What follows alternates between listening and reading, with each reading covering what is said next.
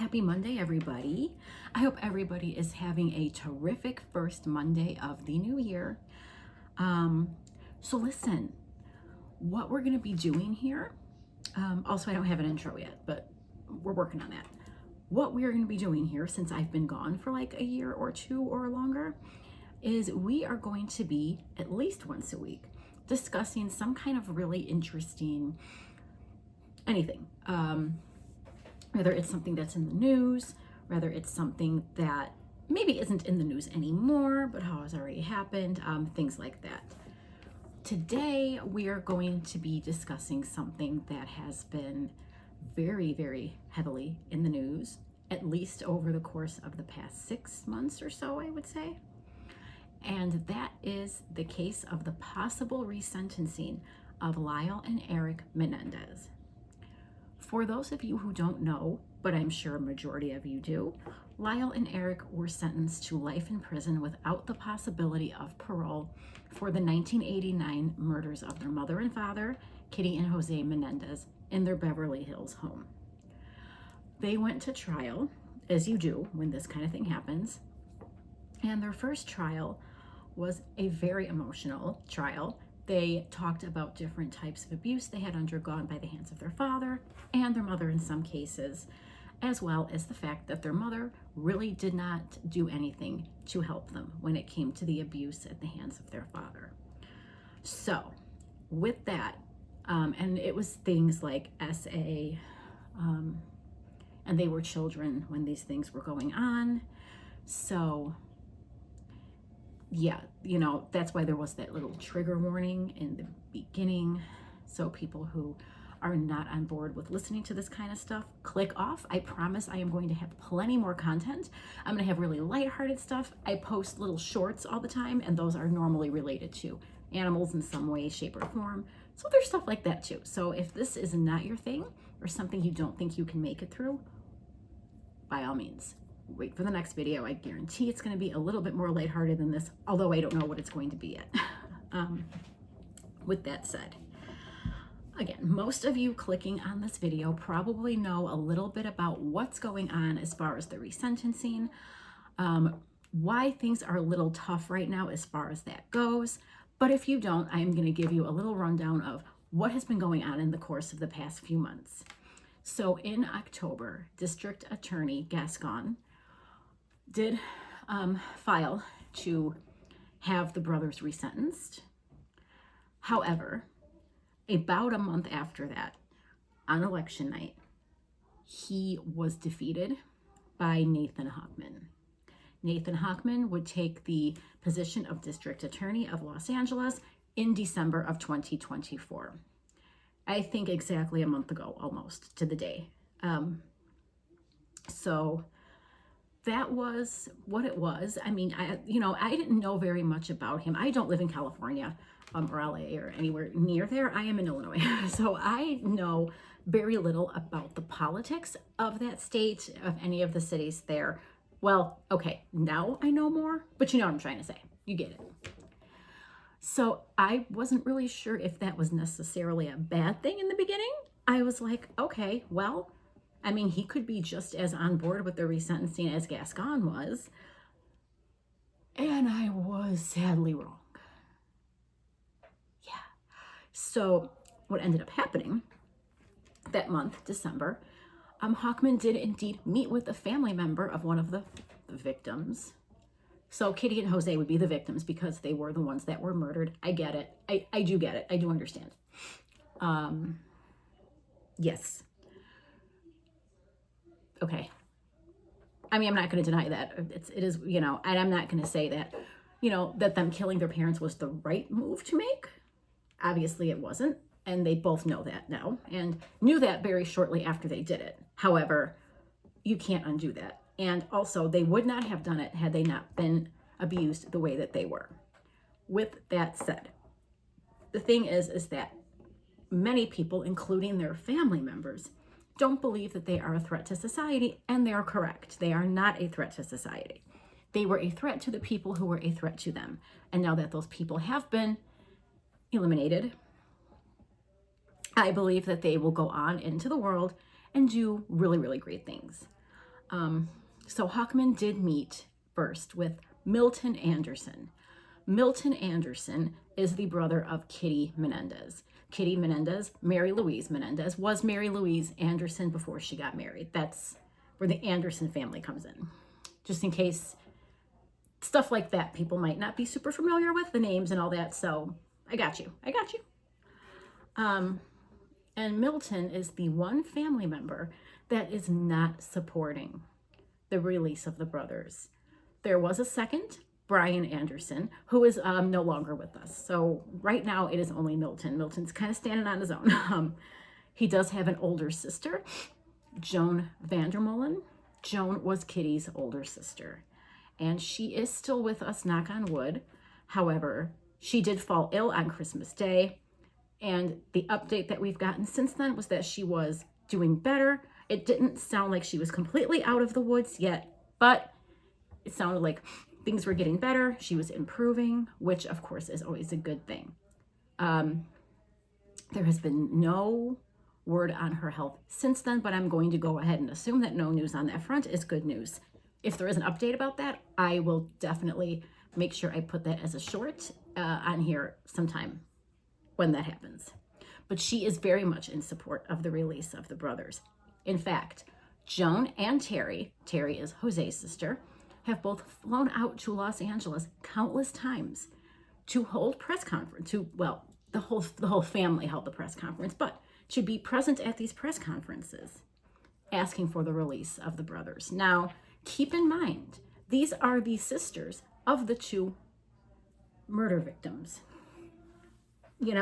So when you think about that, you think about the fact that the victim's own siblings are kind of on board and kind of understand possibly why something like this might have happened. It does lead you to believe that there was, for me anyway, it leads me to believe that they knew their siblings better than I'm sure any of us did. Not that either woman isn't heartbroken about the loss of their sibling. Yes, they both, I'm sure, would rather them be, Kitty and Jose, be alive, but they understand what happened and why. But Milton, Kitty's brother, just can't get on board with that. And I do try to sympathize with him only because I have never experienced a loss like that.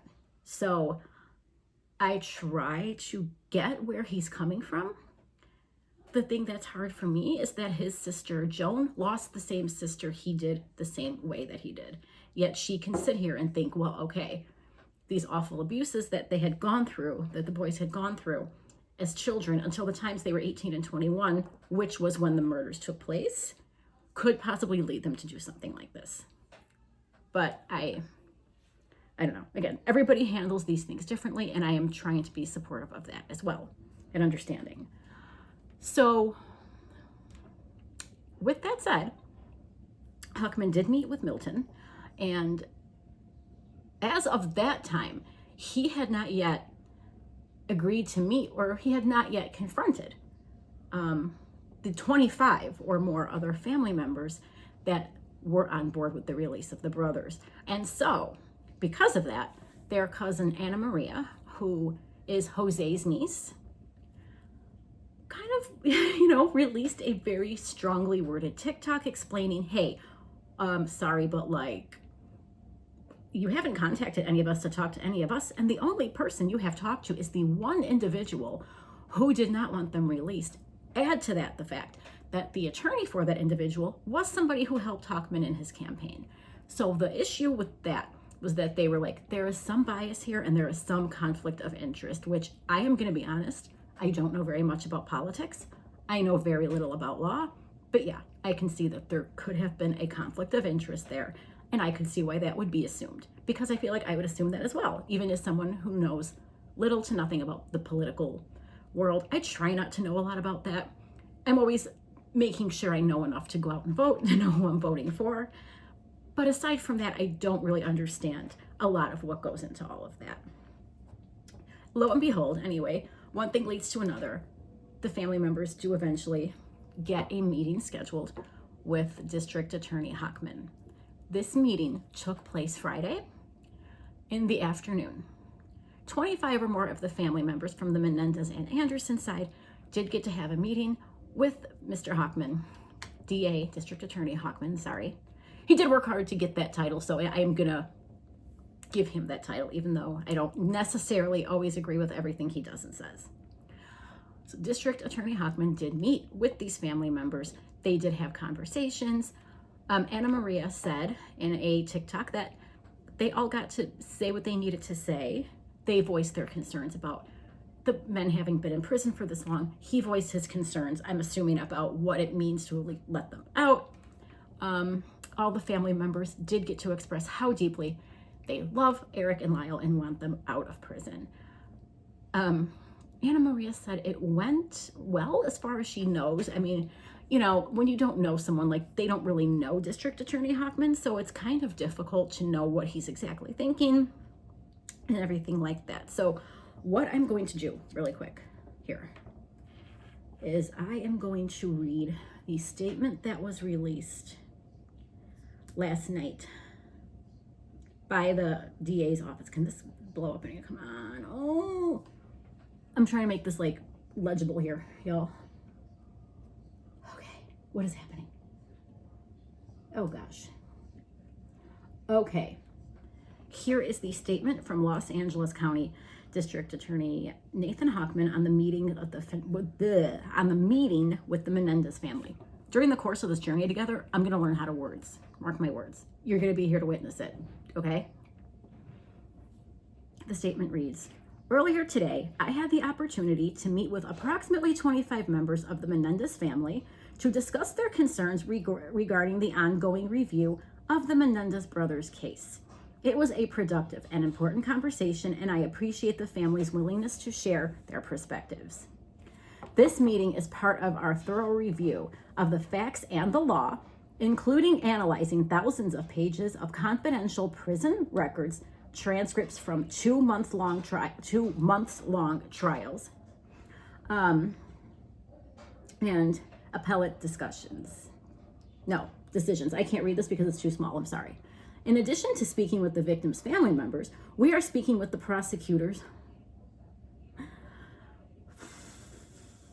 involved with the case. I'm going to tell you why I'm not super cool with that. But I mean, he has to, I get it, but we'll talk about one of the prosecutors in a minute. Law enforcement and defense counsel, in order to reach a decision on the habeas and resentencing motions that we will then defend in court. I appreciate the opportunity to engage with the Menendez family and will continue to approach this matter with the utmost care and diligence. District Attorney Nathan J. Hochman. Okay. The thing about the prosecutor, I'm going to explain that to you. One of the prosecutors, Pamela Bazanich, is very much still involved, still doing documentaries, still doing interviews, still really stands behind the whole. The boys just did this for money perspective that she held at the time of the trial. So that worries me a little.